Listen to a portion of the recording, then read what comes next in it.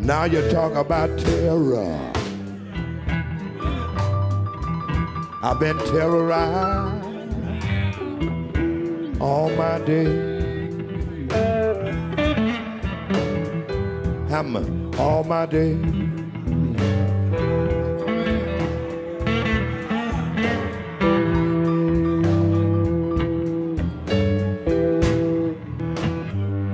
Hi, I'm Chris Edges. Welcome to Days of Revolt.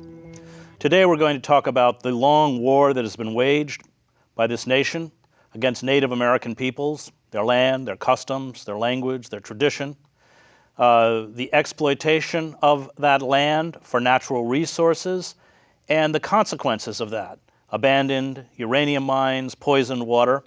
And with me in the studio to discuss the devastation that has been visited on their peoples, on their nations, is Charmaine Whiteface from the Oglala Tetuan Nation, or as she says, she's from POW Camp 344, which is what it was originally called when that reservation was set up, and Petuche Gilbert from the Acoma Nation in New Mexico. Thank you very much. Mm-hmm. So let's begin with you, Charmaine. We have seen, and of course the treaty violations were largely made when gold was found in the Black Hills by Custer. Treaty violations were routinely broken in order to extract natural resources. But we've now come to a point where the poison that's left behind, and of course your nations did not in any significant way benefit from the exploitation of those resources. The only thing it left you was a deeply polluted, radioactive, a dangerous environment that is now taking the lives of native peoples. And perhaps you can lay out for us, what it looks like, what you're dealing with. In our treaty territory, we have more than 2,000 abandoned uranium mines. We know 2,247 for sure. This is in South Dakota? South Dakota, parts of North Dakota, Montana, and Wyoming. That's the 68 treaty territory. Western South Dakota, from the Missouri West. We never gave permission for any of this to happen within our treaty territory, and we still fight for the return and the enforcement of the treaty. We have the highest cancer rate in the country. That's from a study done by the Indian Health Service. And we call this, we are the people of the Northern Great Plains. Is this from primarily abandoned uranium mines, or what is the... It's not just the uranium mines. The uranium mines, yes, they contributed to it, and they also pollute all the rivers. All the rivers in western South Dakota and northeastern Wyoming are polluted with radioactivity, but also from the coal. Surrounding the Sacred Black Hills, which are on the western part of South Dakota, surrounding it is a coal field. One of the largest open pit coal mines is in Wyoming, right on the other side, and they produce 40% of the coal in the United States. Their coal comes to the East Coast and the West Coast in trains every 20 minutes. These are mile to mile and a half long trains. But what people don't know is that the whole Northern Great Plains, if you study the geology of it, the whole Northern Great Plains had a lot of uranium and radioactive particles. So all of this coal is laced with uranium. And it is, when they mine it, they drill deep holes, they put diesel in there and nitrogen, and then they blow it up. And when they mine it, if you drive over there, you can watch, you have to be far away. You'll see the air is all brown. And that has radioactive particles in it, as well as the carbon, sulfur, whatever, from the coal, and it comes over, the winds carry it over South Dakota across all of our reservations, our POW camps. But why I'm here, what I want to do is I keep telling people we're the miner's canary. In the old English coal mines, they used to take a little miner down with them. Right. When the poison gases were there, the canary would die. Okay, we are the miner's canary because we're breathing in radioactive particles from the abandoned uranium mines. We're breathing in radioactive particles from the coal mining, also from the coal-fired power plants. Those uranium mines, when were they exploited? In the 30s and 40s? Or? No, this started in the 60s and 70s. Oh, I see. Yeah, so it's after World War II. The exploration started, right during World War II and after World War II in the late 40s, early 50s, exploration. And then in the late 50s, early 60s was when they were digging, and all of them are open pit. South Dakota has 272 by itself. One of them in the southwestern Black Hills, abutting next to or right in the sacred Black Hills, one of our sacred areas. If you put it all together, it's zigzaggedy, but if you put it all together, it would cover 1 square mile. And it's deep. And so when the wind comes, it's easy. And we have tons of wind out there. And when the rain and the snow come, then this is where the runoff, yeah, that goes into the creeks and the rivers, but it also soaks into the aquifer. What about the missile? Weren't there missile silos? Missile silos during the Cold War. During the Cold War, there were hundreds of ICBM missile silos all over South Dakota, Nebraska, Colorado, Wyoming, Montana, North Dakota. These missile silos carried intercontinental ballistic missiles with nuclear warheads. Some of them were powered for the guys that went down there, the airmen that went down there were powered with little diesel generators. But some of them were also powered with nuclear. And what they did was when they said they imploded these missile silos, then they left the little nuclear power plants in there. And so now this gives a reason for Ellsworth Air Force Base to continue to be in operation, because they say they have to monitor as that little nuclear generating disintegrates, then it's affecting the aquifers, and all they can do is monitor how far out the radioactivity is spreading. But it gives an excuse for why Ellsworth Air Force Base needs to stay there. Let me ask you, Patricia, in New Mexico, is it a similar situation as South Dakota, Wyoming, different in any way, what you're confronting? I think it's very similar in terms of dependency of the United States on nuclear energy. So I call New Mexico a very irradiated state because of its attention on nuclear research. So in New Mexico, not only do you have abandoned uranium mines and mills, but you have your 2 national laboratories. Los Alamos National Laboratories that still makes smart bombs. And that at Sandia National Laboratory in Albuquerque that stores supposedly the world's largest collection of nuclear warheads.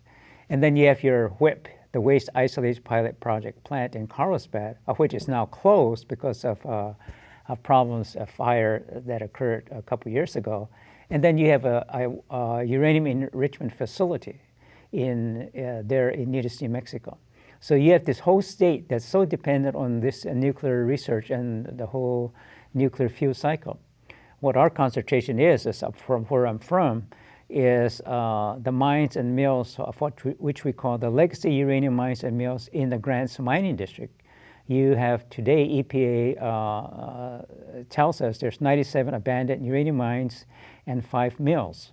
And of course, of all of these are creating radioactive poisoning of that land, the people, What the is a environment, mill? wildlife. What does a mill do? A mill would process the uranium ore into yellowcake. I see. So in this Grants Uranium District, you had 5 plants. They're all closed now, and they're administered by the Department of Energy or another state. And are you seeing the same kind of health effects? Same kind of health effects, that the refusal of the state of New Mexico, the refusal of the United States to do epidemiological studies or other real serious risk health impact studies. And that, for example, today the citizens are okay with going with new uranium mining because they don't have the information to influence them that radiation poisoning affects them, and that they were all radiation victims as a result and of you're seeing the same mines and mills. elevated cancer rates Yes. that you're seeing in There's South this Dakota. one community that published what they call a death map in the Albuquerque Journal.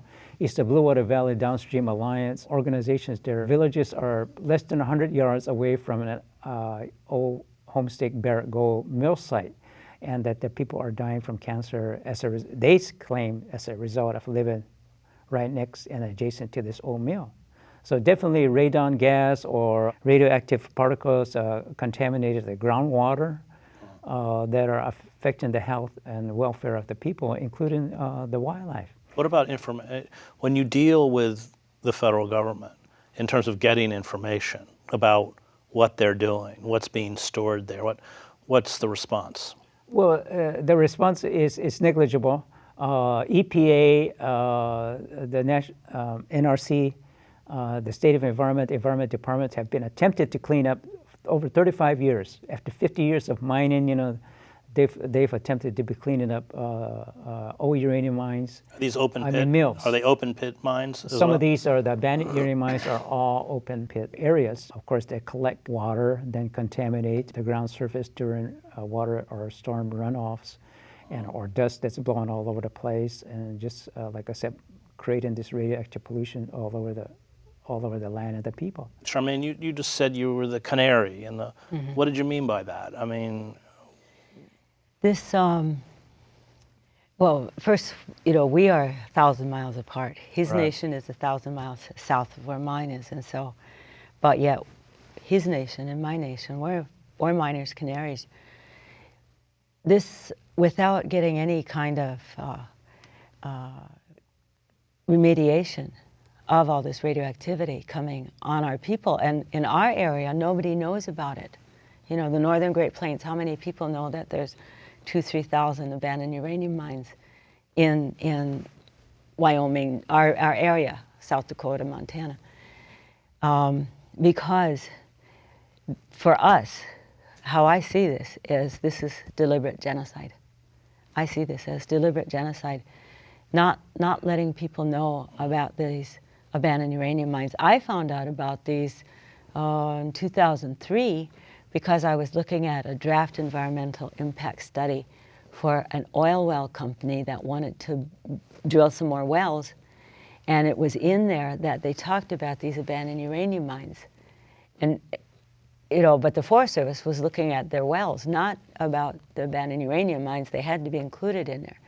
And so then I looked at that and I thought, what is this, abandoned uranium mines? And that's how we started our little organization, and it was my project to learn about this. Well, when you say canary in the coal mine, I interpret this to mean that you go first, but we go next. Right, exactly, and that's why we came here, or I came here. I want to tell people that, just because we are right close to this, doesn't mean that it's stopping there. That coal that's coming out of Wyoming, it comes here to the East Coast, it goes to the West Coast, and when they burn it, that coal smoke is not regulated or monitored for radioactive particles by the EPA. EPA does not monitor radioactive particles in coal smoke or in coal mining, the coal dust. They don't monitor radioactive particles in them. But for the East and the West Coast, wherever this Wyoming coal is going, people are breathing in radioactive particles from those coal-fired power plants. And I mean, we have them in our area too, so not only do we get it from the abandoned uranium mines, we also get it from the coal mining and the coal-fired power plants. What does this say about the difference between Native culture, indigenous culture, and Euro-American culture? For me, it says that Euro-American culture doesn't understand the earth, Mother Earth, and they would harm her, and that's what's happening. We knew about uranium. We knew, you don't touch it. Only certain ones were allowed to go in certain places. And some of these were called sacred places because only certain ones could go in there. Oil, coal, uranium, no, that's supposed to be left in the ground. There's a reason why it's there. So, Yeah. and it has been this way since, like you said, since they first came taking the gold out of the Black Hills. That's sacred. A reason, there's a reason. Everything has a spirit. And that whole spirit, all of it is related to the earth. Well, that violate. Well, I think there are 400 treaties signed with indigenous people, of which the Euro-Americans violated every single one, including the 1868 treaty, which was which took the Black Hills from. Right. We're still fighting for it Well, at the UN. But I also wanted to say that it's also, yes, it's exploitation of indigenous people's lands, territories, and resources. At one time, it was a popular word under, I think it was President Nixon's administration, created national sacrifice areas. Sacrifice zones, yeah. And that area there was really the Four Corner State area of the United States. Unfortunately, people live there. And unfortunately, that's indigenous people's homelands, but you're willing to exploit that for the benefit of the energy needs of the United States.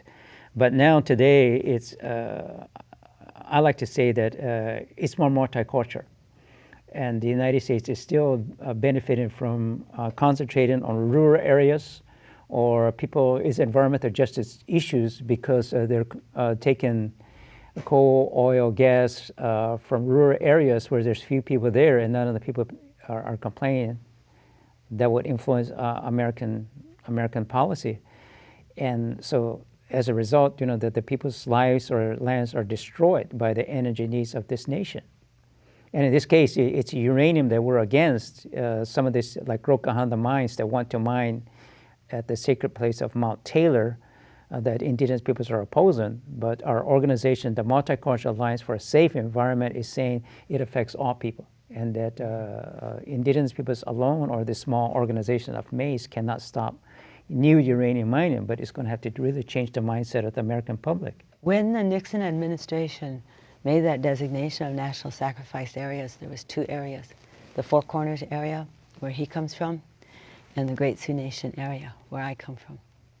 And we happen to be, the Navajos and your people together, happen to be one of the largest reservation places. Mm-hmm.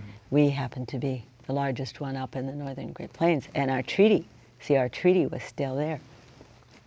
The problem another problem we keep facing is population density.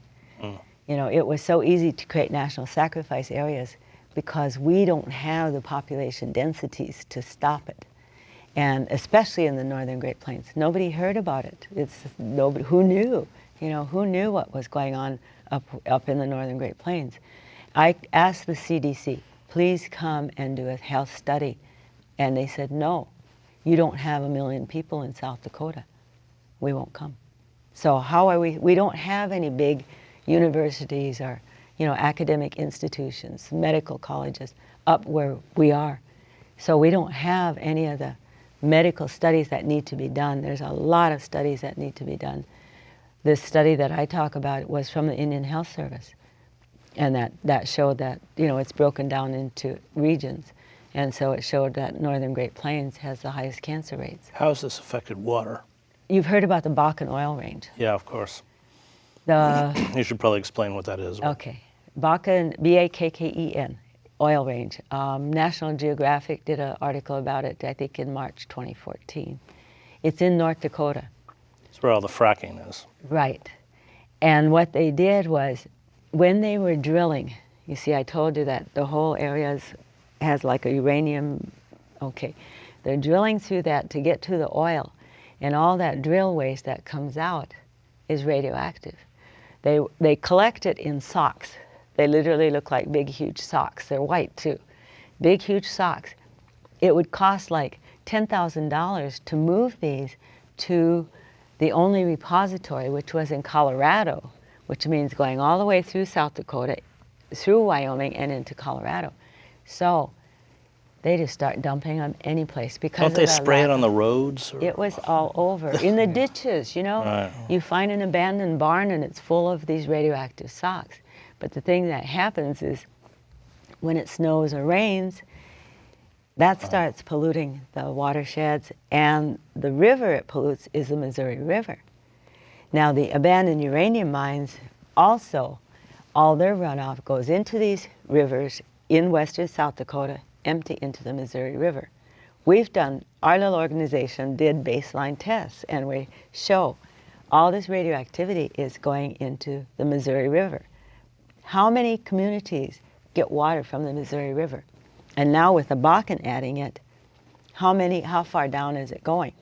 I wish I had the money to do the water tests down the Missouri River into the Mississippi, on down into the Gulf of Mexico. I wish I did, to find out how far is that, because you can tell if it's mined uranium. There's a isotope ratio, you can tell. So the abandoned mines, they contribute to the runoff. But the other thing about the abandoned mines, I mean, they're like big, huge bowls. So it snows, it rains, they soak into the aquifers. And so again, it pollutes both the well water and the surface water.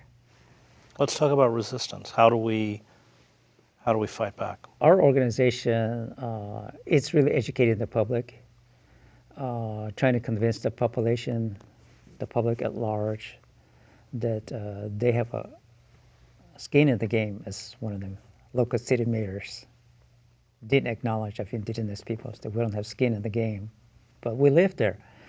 So it's convincing our leadership, who's convinced by the United States that they're going to allow new mining because of the 1872 Mining Act, convincing them that nuclear poisoning is affecting their lives, their future.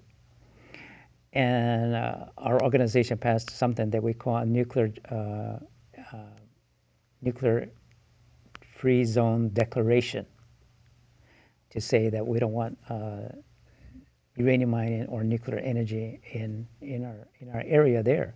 But that needs to be enlarged. It needs to be a national program. So it's creating resistance not only in community level people, but throughout the state. Because as it is, the governor of New Mexico, who is really extractive oil and gas and mine because of monies and jobs, until the public at large convinces them, then they're going to go into what, fracking, Right. burning coal, uranium production. So it's there. But so I think the public at large is still naive about this nuclear radioactive poisoning. So then education needs to be done. But then it's also convincing the community people to rise up against their politicians, against their leadership. In terms of civil disobedience? Yeah, I think that's useful.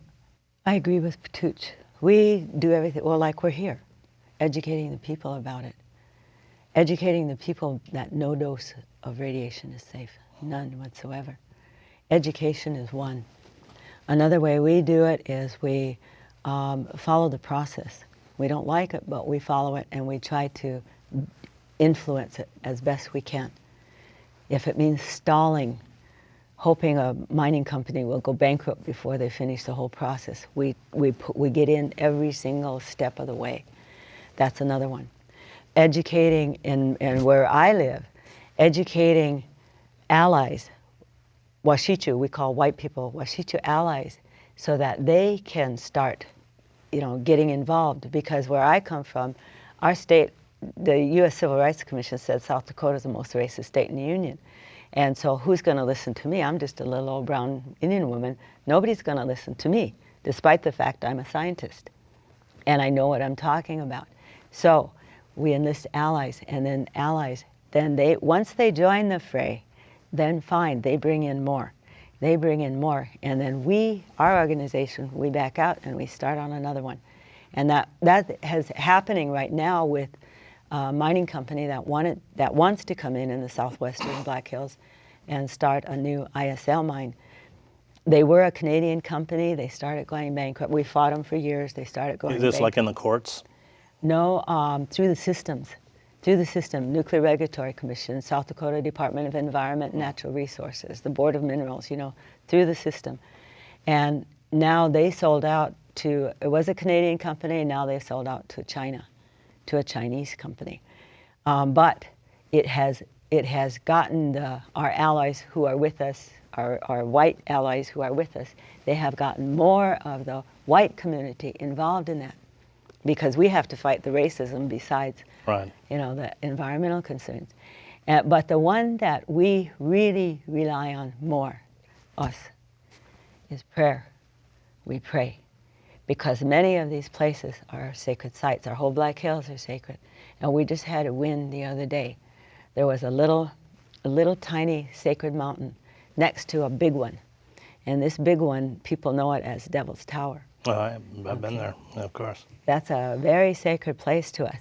Close by it was a little sacred mountain. That little sacred mountain was to be mined for rare earths and totally strip mined, so it would be nothing, rare earths. And the waste would be the uranium So it's radioactive no matter which way you look at it. We did 2 prayer gatherings at the big one, because we don't want to expose this little one, but we prayed for that little one. Just last week I got notification, and we started in the process, which is with the Nuclear Regulatory Commission, and it was hard. We don't have a lawyer. Sometimes I have to play lawyer, you know, I have to learn what I can and do what I can. And so I got us in there. And I was just in there, I was just requesting a hearing, because this is a sacred place. And when we got word that the mining company has pulled out, they don't have the funds to mine that sacred place. For us, we say, okay, our prayers worked. We didn't pray for them to go bankrupt, but we prayed for protection for that Great. mountain. Thank you very much, Charmaine. And thank you, Patush. And thank you for watching Days of Revolt.